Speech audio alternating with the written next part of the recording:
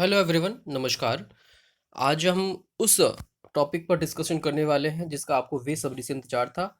UPPGT और UPTGT की vacancies आ चुकी हैं, पर इस वीडियो में हम डिस्कशन करेंगे विस्तृत रूप से यूपीपीजीटी के जो हमारे पास नोटिफिकेशन आया है उस नोटिफिकेशन के बारे में चर्चा करेंगे कि ये किस संस्था के द्वारा नोटिफिकेशन निकाला गया, इसकी विज्ञापन संख्या क्या, रजिस्ट्रेशन कब से स्टार्ट होंगे, फीस कब जमा कर सकते हैं, फाइनल सबमिशन कब कब कर सकते हैं। ये सारी चीज़ें हमें पता होनी चाहिए।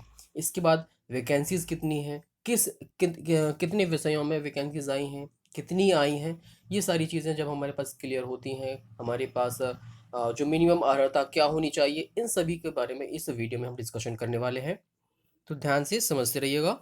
और अगर आप जो है पीजीटी के लिए अप्लाई कर रहे हैं तो निश्चित तौर पे आपको इसको वीडियो को जरूर देखना चाहिए। अगर आप यूपी पीजीटी के हमारे इस वीडियो पर आए हैं तो पूरा देख कर ही जाइए।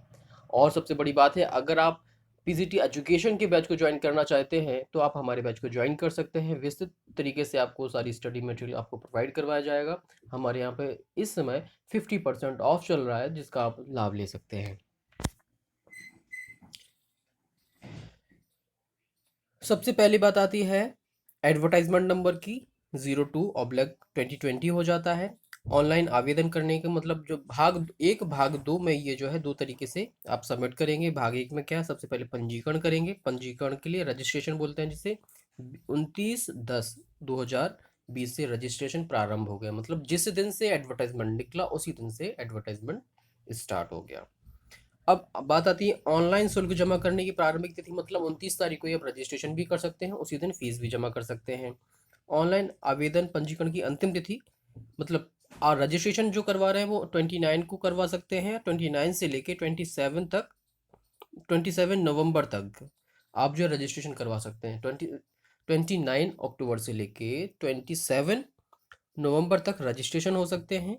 इसके बाद अगर हम बात करते हैं फीस की, जो फीस होती है परीक्षा फीस है या फिर कह सकते हो फॉर्म भरने की जो फीस है, वो जो है 27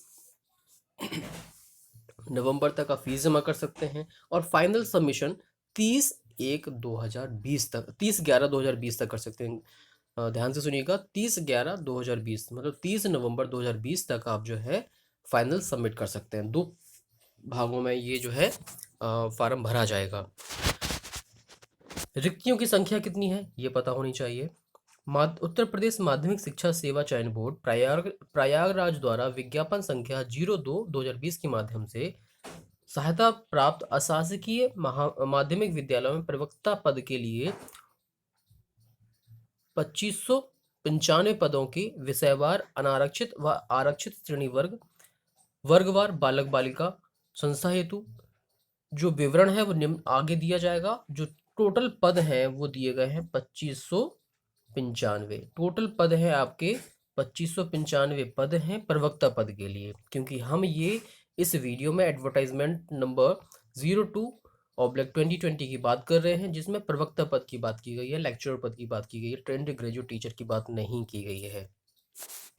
कुछ यहाँ पर निर्देश भी दिए गए हैं। क्या निर्देश हैं उनको भी जानना बहुत ज़रूरी है, क्योंकि हम लोग बगैर निर्देश पढ़े फॉर्म को फिल कर देते हैं, फिर समस्याएं हमारे साथ क्रिएट होती हैं। हमें पता ही नहीं होता कि हमें क्या करना था, कैसे करना था, बीच में हमारा फॉर्म गड़बड़ हो जाता है और हमारा रिजेक्ट भी हो जाता है।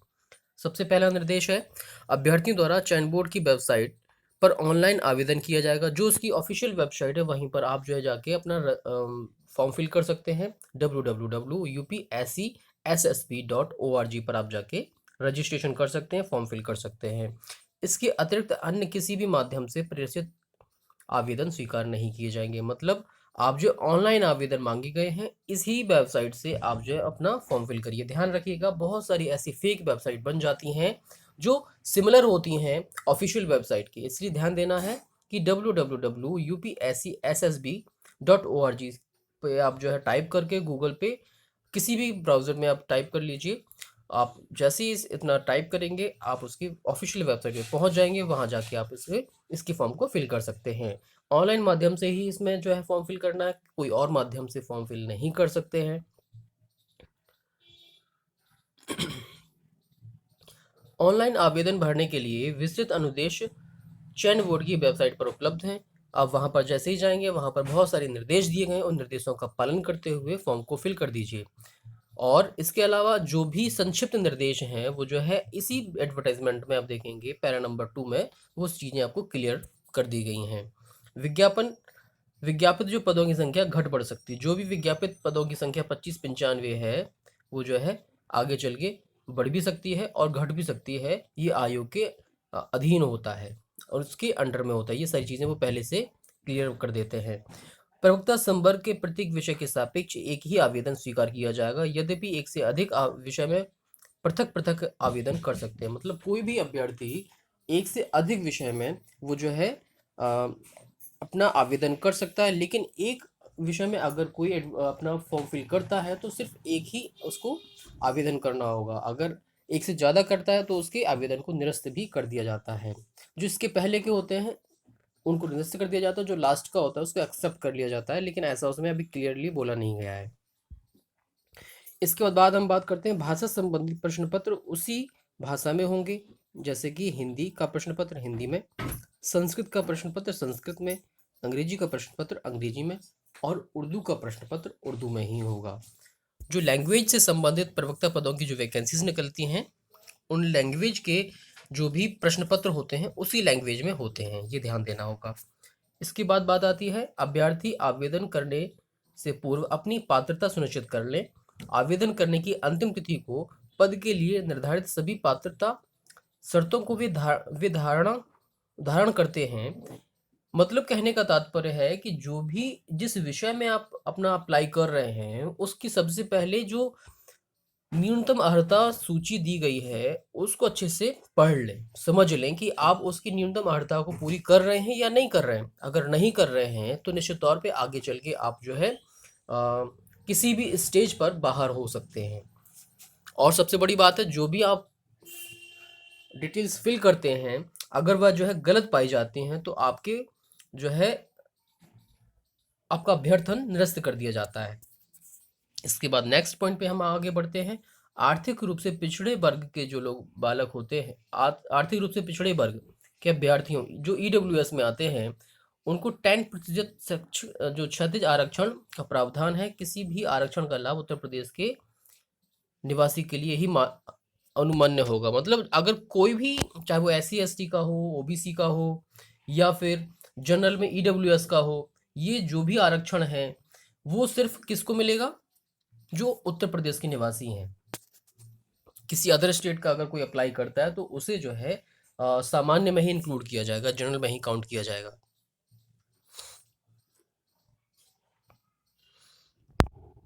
इसके बाद यहाँ पर एक पॉइंट और ऐड किया गया है 1.7 में। सिविल अपील संख्या 8300/2016 संजय सिंह एवं अन्य बनाम उत्तर प्रदेश शासन व अन्य के साथ संबद्ध 16 व अन्य सिविल अपील में पारित माननीय सर्वोच्च न्यायालय के आदेश दिनांक 26/8/2020 के अनुपालन में उत्तर प्रदेश के सहायता प्राप्त अशासकीय माध्यमिक विद्यालय में तदर्थ शिक्षा के रूप में कार्यरत अभ्यर्थियों को संबंधित सूचनाएं आवेदन में देनी होंगी।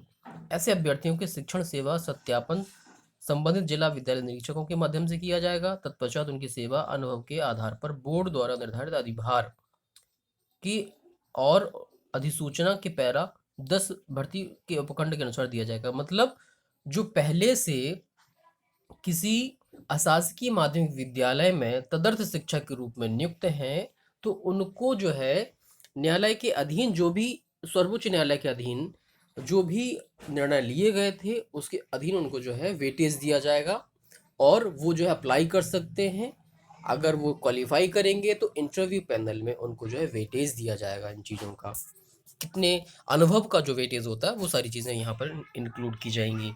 इसके बाद बात आती है तदर्थ शिक्षक के रूप में की गई सेवा अवधि की गणना राजकीय कोषागार के द्वारा वेतन भुगतान होने के दिनांक से लेकर 1/7/2020 के मध्य की जाएगी। मतलब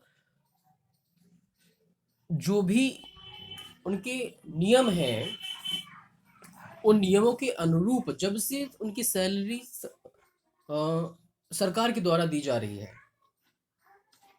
अशासकीय जो विद्यालय हैं और जो सहायता प्राप्त है तब से लेके 1/7/2020 तक उसको उसके अनुभव को की गणना की जाएगी और उसी अनुभव के आधार पर उसको जो है लाभ मिलेगा। नेक्स्ट पॉइंट की तरफ हम आगे बढ़ते हैं। अभ्यर्थी प्रत्येक प्रकार से पूर्ण आवेदन और इसके सापेक्ष शुल्क जमा करने के पश्चात आवेदन सबमिट करने की अंतिम तिथि 30/11/2020 तक ऑनलाइन सबमिट करना सुनिश्चित कर लें। निर्धारित तिथि के पश्चात कोई भी आवेदन स्वीकार नहीं किए जाएंगे। इसके भरोसे आप मत रहना कि बहुत सारे जो प्लेटफॉर्म होते हैं, बहुत सारी ऐसी जगह होती हैं जहां पर आपकी डेट बढ़ जाती है, लेकिन इसमें ऐसा ये सोच के ना चले कि हमारी डेट फिर से बढ़ेगी, हम फिर से जो है अप्लाई कर देंगे, हम अभी नहीं कर सकते हैं, या फिर कोई भी रीज़न हो सकता है। तो ऐसा ना करें कि समय आपके पास पूरा 1 महीने का है, 1 महीने के अंदर अपना फॉर्म फिल कर दें और फीस भी सबमिट कर दें। जो आवेदन आपको करना है वो ऑनलाइन माध्यम से ही करना है, और ध्यान देना है किसी भी तरीके की आपको जो है हार्ड कॉपी आयोग को नहीं भेजना है, उसमें साफ साफ लिख रखा है। इसलिए आपको ध्यान देना है कि आवेदन की कोई भी वास्तविक जो प्रतिलिपि हार्ड कॉपी होती है चयन बोर्ड को प्रेषित करने की आवश्यकता नहीं है। सॉफ्ट कॉपी को सावधानी पूर्वक भर के आप उसको सेव करके रख लीजिए। इन फ्यूचर आपका जब इंटरव्यू तक आप पहुंचेंगे तो वहां पर आपकी इन चीज़ों की आवश्यकता पड़ती है, तो आप उसको सॉफ्ट कॉपी में भी सेव कर लीजिए, हार्ड कॉपी में प्रिंट निकलवा के अपने पास सुरक्षित रख लीजिए। नेक्स्ट पॉइंट है, ऑनलाइन आवेदन अंतिम रूप से सबमिट करने के पश्चात उसमें किसी प्रकार का संशोधन नहीं होगा, अतः सभी सूचनाएं पूर्ण सावधानी से भरें। अंतिम रूप से सबमिट आवेदन आवेदन सबमिट करने के पूर्व भरी गई सूचनाओं का सत्यापन कर लें, मतलब आपके पास दोबारा से करेक्शन का मौका नहीं मिलेगा। इसलिए जो भी आप जो है उसमें डिटेल फिल करें वो जो है सावधानी पूर्वक अच्छे से फिल करें, कि जिससे कि कोई भी गलती ना हो। आपका जो एग्जाम एक अब आता है सबसे इम्पोर्टेंट पॉइंट जो कि आपके एग्जाम से रिलेटेड है। 1.11 में दिया हुआ है कि लिखित परीक्षा में जो आपका रिटन एग्जाम होगा उसमें ऋणात्मक अंकन नहीं है, नेगेटिव मार्किंग नहीं होगी। आपके जितने भी क्वेश्चन आए हैं आप उनको सॉल्व कर सकते हैं, अच्छी तरीके से सॉल्व कर सकते हैं। अगर गलत भी हो जाता है तो उसका माइनस मार्किंग नहीं होगी। इसका नेक्स्ट पॉइंट है, लिखित परीक्षा परिसर के अंदर mobile phone, Bluetooth pagers, calculators या जो भी अन्य संचार के साधन होते हैं उनकी अनुमति नहीं है। आपको ध्यान देना होगा कि अगर ऐसा आप करते हैं तो आपका अब जो अभ्यर्थन है वो निरस्त माना जाएगा, और भविष्य में अन्य परीक्षाओं के लिए भी आपको जो है अनुशासनात्मक कार्रवाई करते हुए अन्य विज्ञापनों में भी आपको एंट्री नहीं मिलेगी, इसलिए ऐसा काम नहीं करना है। नेक्स्ट पॉइंट है, आवेदन ऑनलाइन आवेदन में किसी प्रकार की कठिनाई हेतु आप जो है सुबह 10 बजे से लेके शाम 5 बजे तक चयन बोर्ड के हेल्पलाइन नंबर पर आप जो कॉल कर सकते हैं, जिसमें एक लैंडलाइन नंबर दिया हुआ है, एक मोबाइल नंबर दिया हुआ है। मोबाइल नंबर है 8299325775 और लैंडलाइन नंबर है 0532246681। ये जो है नंबर दिए गए हैं, इन नंबरों पे आप संपर्क कर सकते हैं अगर किसी भी तरीके की कोई समस्या आती है फॉर्म फिल को करते समय। इसके बाद हम बात करते हैं आवेदन को कैसे फिल करना है। इसमें 3 आपके पास तरीके होते हैं। सबसे पहले आपको रजिस्ट्रेशन करना होगा, फिर फीस सबमिट करना होगा, फिर आपको फॉर्म फाइनल सबमिट करना होगा। सबसे पहले रजिस्ट्रेशन होता है, इसके बाद आपकी फ़ीस जमा होती है, फ़ीस जमा करने के बाद फाइनल सबमिशन पे आप पहुंच जाते हैं। फाइनल सबमिशन में आपकी फ़ोटो है, आपका साइन है, आपकी डिटेल्स है वो मांग ली जाती है, और फाइनली आपका जो फॉर्म है वो फिल हो जाता है। ये सारे चरण हैं। इसके बाद हम जो है नेक्स्ट पॉइंट पे आगे बढ़ रहे हैं। यहाँ पे अगर हम बात करते हैं इसके फीस की, तो फीस में अनारक्षित जो सामान्य श्रेणी के में जो आवेदन करेंगे उनके लिए आवेदन है कि का शुल्क है 700 रुपये। ऑनलाइन आवेदन का जो शुल्क हो जाएगा वो 50 रुपये हो जाएगा, वो 750 रुपये करके हो जाएगा। EWS 600 रुपये लगेगा। 50 रुपये आपकी आवेदन प्रक्रिया की शुल्क है, जिसमें 650 हो जाएगा।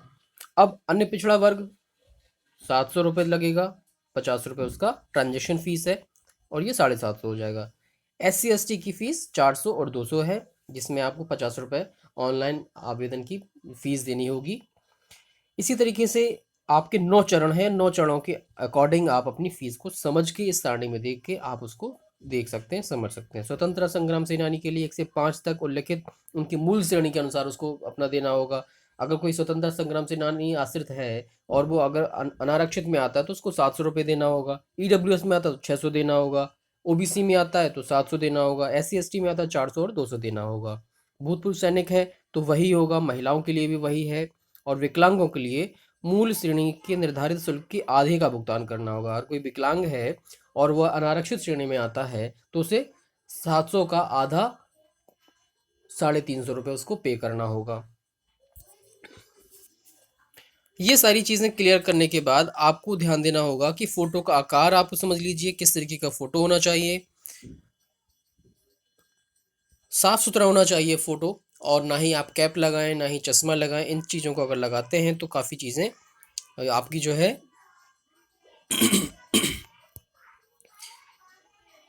पृष्ठभूमि की बात की गई यहाँ पर कि फ़ोटो की पृष्ठभूमि सफ़ेद हो या हल्के ग्रे रंग की होनी चाहिए, क्योंकि बहुत सारे लोग फ़ोटो लगा देते हैं, कलरफुल फ़ोटो लगा देते हैं, तो वो वैसा ना करें। फ़ोटो का ध्यान देना बहुत ज़रूरी होता है। कभी कभी यही चीज़ें आपके फॉर्म को भी कैंसिल करने का एक जो है कारण बन जाती हैं। इसलिए वाइट होना चाहिए, या फिर जो है कह सकते हो कि ग्रे कलर का भी हो जाता है तो वो भी चलेगा। आयु सीमा की गणना मिनिमम जो है आयु सीमा है वो कितनी होनी चाहिए? 1 जुलाई 2020 तक 21 वर्ष से कम नहीं होनी चाहिए। वेतनमान 47,600 से 1,51,100 पर जाएगा। जो पे लेवल होगा वो आपका 8th पे लेवल होगा। ग्रेड पे 4800 का ग्रेड पे इसमें लगेगा। ये सारी चीज़ें यहाँ पर बताई गई हैं अर्हता के बारे में। यहाँ पर बात की गई है कि आवेदन पत्र प्राप्त करने की अंतिम तिथि उसकी जो है अर्हता तिथि मानी जाएगी। मतलब अगर कोई किसी का रिजल्ट नहीं आया मान लीजिए पीजी का, तो उसका आवेदन की जो अंतिम तिथि है 1 महीने का हमारे पास टाइम है। उस 1 महीने के टाइम के अंदर अगर वह आ जाता है तो वो अप्लाई कर सकता है, ये मान लीजिए। शैक्षिक योग्यता के लिए हम आगे चल के बात करेंगे, और जो परीक्षा केंद्र है वो समय समय पे आपको पता चल ही जाता है कि आपके जो मंडल होते हैं, जो जनपद होते हैं, उसके मुख्यालयों में ही उसको जो है केंद्र बना दिया जाता है। भर्ती प्रक्रिया में क्या क्या बातें आती हैं वो इम्पोर्टेंट है यहाँ पे कि भर्ती प्रक्रिया किस तरीके से होती है। सबसे पहले हमारा लिखित परीक्षा होती है। साक्षात्कार में जो प्राप्त अंक होते हैं और विशेष योग्यताओं के जो अंक होते हैं उनके आधार पर सूची तैयार की जाती है। सबसे पहले जो लिखित अंक होते हैं उनका 85% ले लिया जाता है। जो साक्षात्कार का जो के आधार पर 10% अंक जो उनकी रीति के में विभाजित किए जाते हैं। किस तरीके से? सबसे पहले सामान्य ज्ञान पर आधारित 4% अंक, व्यक्तित्व परीक्षण के 3% अंक, और अभिव्यक्ति की योग्यता के 3% अंक। मतलब टोटल आपका 10% जो अंक होते हैं वो साक्षात्कार से लिए जाते हैं। इसके बाद बात आती है आपके 5% अंक का वेटेज जो मिलना होता है। डायरेक्ट जो मतलब जिसने पीएचडी किया हो उसको 2% अंक सीधा मिल जाता है। एमएड किया हो तो 2% अंक मिल जाता है। शिक्षा स्नातक की उपाधि रखता हो तो 1% अंक मिल जाता है। परंतु ऐसे किसी अभ्यर्थी जिसने उपखंड 2 के आधार पर अंक प्राप्त कर लिया हो तो उपखंड 3 के अधीन कोई अंक प्रदान नहीं किया जाएगा। मतलब जिसने एमएड का अंक प्रदान प्राप्त कर लिया तो उसे बीएड का अंक नहीं दिया जाएगा। इसका चौथा पॉइंट है कि जो राज्य की टीम के माध्यम से किसी राष्ट्रीय स्तर पर खेलने वाले जो खिलाड़ी होते हैं उनको 1% अंक जो है दिया जाएगा वेटेज के रूप में। अब यहाँ पर बात करते हैं टोटल अंक कितने बनते हैं। लिखित परीक्षा जो होती है तदर्थ शिक्षकों के लिए लिखित परीक्षा अधिभार जो मिलके बनेगा वो बन जाएगा आपको जो है 425 अंक बन जाएंगे। ये 425 अंक जो है आपके लिखित परीक्षा के होते हैं। और यहाँ पर साक्षात्कार होगा आपका 50 अंक का। यहाँ पे ध्यान देना होगा, जो भी चीज़ें हम आपको समझा रहे हैं वो आप थोड़ा सा समझ के समझिएगा, क्योंकि रीज़न है एडवर्टाइजमेंट बहुत बड़ा है, और एडवर्टाइजमेंट को अगर हम ढंग से नहीं समझेंगे तो समस्याएं खुद ही क्रिएट हो जाएंगी। यहाँ पर बात बताई गई है 425 जो अंक हैं वो आपके लिखित परीक्षा के हैं, 50 जो अंक हैं वो आपके हैं साक्षात्कार के, और 25 अंक हैं आपके वेटेज के। टोटल अंक आपको 500 अंकों का जो है पेपर होता है इसके बाद यहाँ पर हम बात कर रहे हैं जिसमें आप देखेंगे लिखित परीक्षा में 425 जो अंक थे वो 125 प्रश्न होते हैं और प्रत्येक जो प्रश्न होता है वो 3.4 अंक का होता है। 4 पॉइंट जो होते हैं, पॉइंट समझ लीजिए या फिर अंक समझ लीजिए, 3.4 जो अंक होते हैं एक क्वेश्चन के दिए जाते हैं आपको, और 125 क्वेश्चन टोटल होते हैं। और आपको याद हो मैंने एक बात और बोली थी, जो तदर्थ शिक्षकों को वेटेज की अगर बात की गई है, क्योंकि वो सुप्रीम कोर्ट का मैटर है, उसके अधीन उनके लिए भर्ती होनी है, तो उनके लिए जो अंक निर्धारित किए जाएंगे वो 390 अंक का होगा। 390 अंक का उनका जो है पेपर होगा, और जो प्रत्येक प्रश्न उनके लिए 3.12 अंक का होगा। जो नॉर्मली कोई भी कैंडिडेट होता है, जो अपना स्टूडेंट है, वो उसके लिए 3.4 का होगा, और जो तदर्थ शिक्षक होंगे उनके लिए 3.12 का होगा। ध्यान रखना है, तदर्थ शिक्षकों के लिए है ये। समय अवधि जो पेपर होगा उसके लिए 2 घंटे का आपको समय मिलेगा 125 क्वेश्चन को सॉल्व करने के लिए। प्रश्न का स्वरूप होगा वो एमसीक्यू टाइप में, मल्टीपल चॉइस जो क्वेश्चन होते हैं, जिसमें बहुविकल्पी प्रश्न आप कह सकते हो, वो उस तरीके के आपके सामने प्रश्न रखे जाएंगे। और सही उत्तर को गोला करने के लिए आपको जो है काली स्याही का ही जो है पेन इस्तेमाल करना होगा। ये तदर्थ शिक्षकों का जो भी वेटेज है वो सुप्रीम कोर्ट के अधीन निर्णयों के आधार पर दिया जाएगा उसे। इसके बाद अगर बात करते हैं इंटरव्यू की जो लिस्ट तैयार होती है वो किस तरीके से तैयार होती है, उसमें ध्यान देना होता है कि जो रिटन के जो एग्ज़ाम और जो रिटन के उसके जो अंक होते हैं, उसके साथ साथ जो भी उसका अधिभार है, जो भी उसने वेटेज गेन किया, उसके आधार पे उसको जो है इंटरव्यू में बुलाया जाता है। इसके बाद इसमें बहुत सारी चीज़ें ऐसी दी गई हैं जिनको आपको पढ़ना आवश्यक है। अगर इसको मैं आपको बहुत सारी चीज़ें बताता चला जाऊंगा तो यही आपका जो वीडियो कम से कम 1 घंटे का हो जाएगा, क्योंकि एडवर्टाइजमेंट ही 22 पेज का है।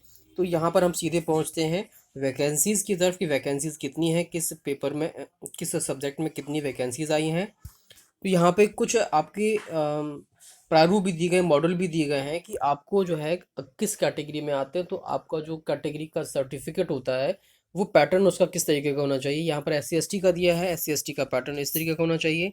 और OBC के लिए जो जाति प्रमाण पत्र है वो इस प्रारूप में होना चाहिए। अगर इस प्रारूप में नहीं होता है तो वो जो है वैलिड नहीं माना जाता। विकलांगों के लिए अपना सर्टिफिकेट जब होगा तभी वो जो है उसका लाभ ले पाएंगे। संग्राम से जो स्वतंत्रता संग्राम से सेनानी आश्रित होते हैं उनके लिए भी अपना प्रमाण पत्र का प्रारूप होना चाहिए। खेल में अगर कोई आप जो है वेटेज लेना चाहते हैं तो उसका अपना प्रारूप होता है। यहाँ पर बात ध्यान देने की वाली बात यह है कि 2 तरीके की वैकेंसीज यहाँ पर आती हैं, सारणी संख्या 1 और सारणी संख्या 2। सबसे पहले हम बात करते हैं सारणी संख्या 1 में। जो टोटल वैकेंसीज हैं वो जो है यहाँ पर आप देख रहे होंगे, टोटल वैकेंसीज की संख्या सारणी संख्या 1 में 2281 दी गई है। ठीक है, सारणी संख्या 2 की बात हम बाद में करेंगे। सबसे पहले यहाँ पर जो टोटल विषय दिए गए हैं वो टोटल विषयों की संख्या 21 विषयों से यहाँ पर आप वैकेंसीज निकली हैं, जिसमें कैटेगरी वाइज यहाँ पर बताया गया है कि जनरल में कितनी है, OBC में कितनी है, SC में कितनी है, ST में वैकेंसीज कितनी है, टोटल वैकेंसीज कितनी है। हिंदी में है, गणित में है, गृह विज्ञान है, अर्थशास्त्र है, इतिहास है, इंग्लिश है, कला है, नागरिक शास्त्र है, भूगोल है, मनोविज्ञान है, शिक्षा शास्त्र है, समाज शास्त्र है, संस्कृत, जीव विज्ञान, भौतिक विज्ञान, रसायन विज्ञान, शारीरिक शिक्षा, वाणिज्य, कृषि, सैन्य विज्ञान, तर्कशास्त्र, यहाँ से जो है वैकेंसीज आई हैं। अब हम बात करते हैं यहाँ पर हम अपने विषय की, जो कि मैं खुद पढ़ाता हूँ। अपना विषय 11वें नंबर पर है शिक्षा शास्त्र। शिक्षा शास्त्र की जो वैकेंसीज हैं वो टोटल वैकेंसीज आई हैं 25, जिसमें जनरल कैटेगरी की 18 वैकेंसीज हैं, OBC की 2 वैकेंसीज हैं, SC की 4 वैकेंसीज हैं, ST की 1 वैकेंसी है, और टोटल वैकेंसी जो हो जाती है आपकी 25। ये आपको ध्यान देना है, ये बालक वर्ग के लिए है।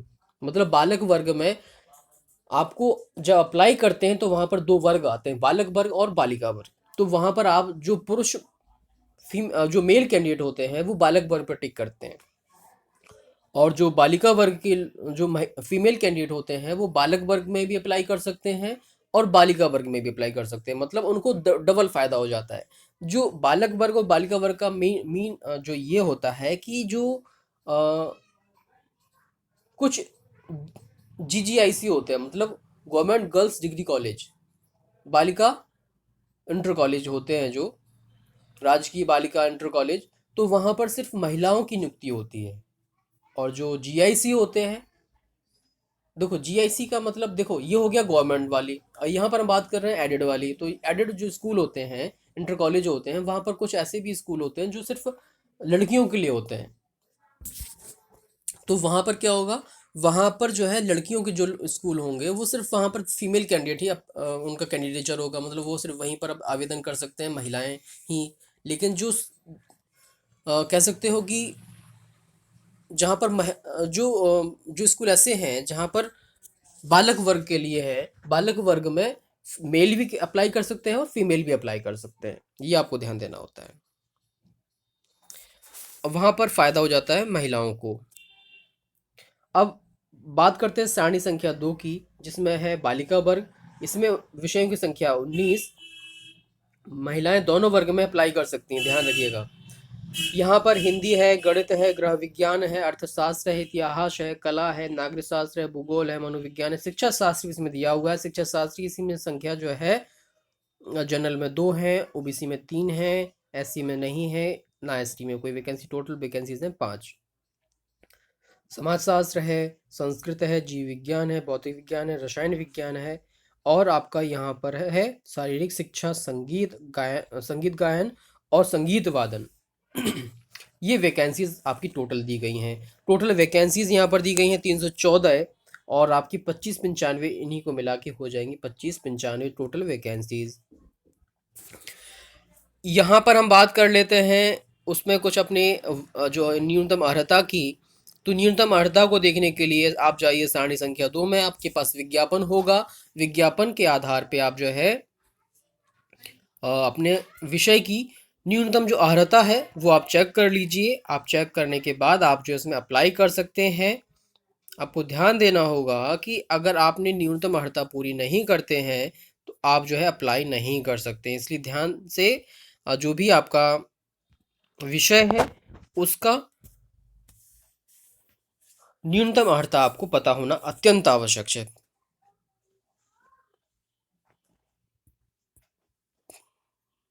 अंग्रेजी का, कला का, जो भी आपका विषय है, जैसे कि अगर हम यहाँ पर बात करते हैं एजुकेशन की, जो मैं पढ़ाता हूँ, एजुकेशन में कौन कौन अप्लाई कर सकता है।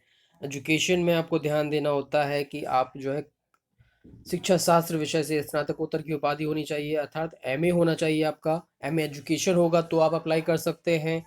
एमएड के साथ BA अथवा BSc हो तो आप अप्लाई कर सकते हैं, अथवा LT अथवा BT अथवा B.Ed के साथ आपने मनोविज्ञान में MA किया हो तो आप अप्लाई कर सकते हैं शिक्षा शास्त्र विषय के लिए।